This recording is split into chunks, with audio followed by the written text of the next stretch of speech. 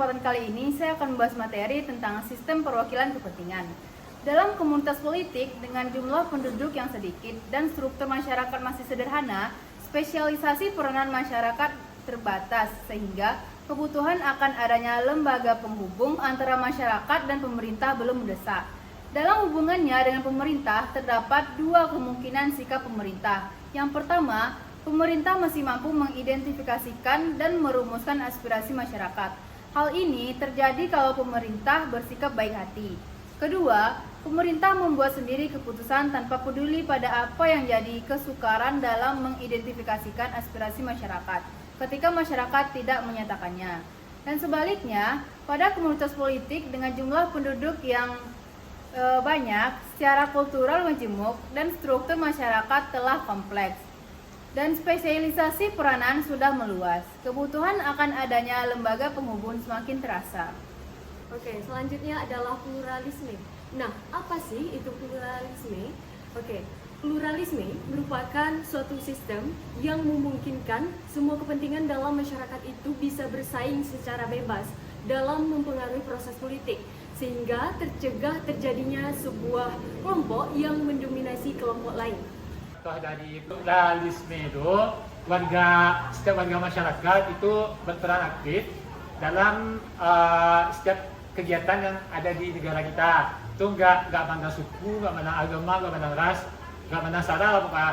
Jadi semua itu nyatu gitu, baik itu suku Jawa, suku Sunda, orang Batak, orang Minang, orang Islam atau orang Kristen. Tuh. Jadi intinya pluralisme itu kayak semua itu berbaur gitu. Baik, di sini aku akan menjelaskan apa itu korporatisme. Korporatisme adalah sebuah produk dan disintegrasi ekonomi yang secara fundamental merupakan struktur dan historis dari terbentuknya kapitalisme. Nah, yang kedua itu ada korporatisme negara. Korporatisme negara adalah sebuah sistem perwakilan kepentingan yang melibatkan pemerintah secara aktif dalam pengorganisasian kelompok. Contoh dari korporatisme ini mah, salah satunya kita coba ambil BUMN, Badan Usaha Milik Negara. Kan di BUMN itu kan ada banyak salah satunya kita ambil Pertamina. Pertamina ini itu mereka ada hak, ada punya hak dan kewajiban untuk menolong pemerintah. Harga dari BBM itu berapa, subsidi BBM itu berapa gitu. Nah itu salah satu contoh dari korporatisme. Materi selanjutnya adalah kelompok kepentingan. Kelompok kepentingan atau interest group adalah sejumlah orang yang memiliki kesamaan sifat, sikap, kepercayaan atau tujuan yang mengorganisasikan diri secara sepakat untuk melindungi dan mencapai tujuan. Kelompok kepentingan berbeda dengan partai politik dan kelompok penekan.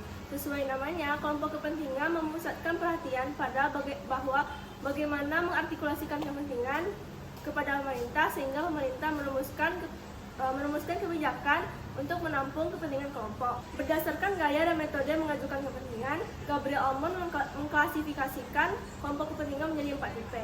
Yang pertama, kelompok kepentingan anomik yang mengajukan kepentingan secara spontan dan berorientasi pada tindakan segera. Kedua, kelompok kepentingan non-asosiasi yang terbentuk apabila terdapat kepentingan yang sama untuk diperjuangkan.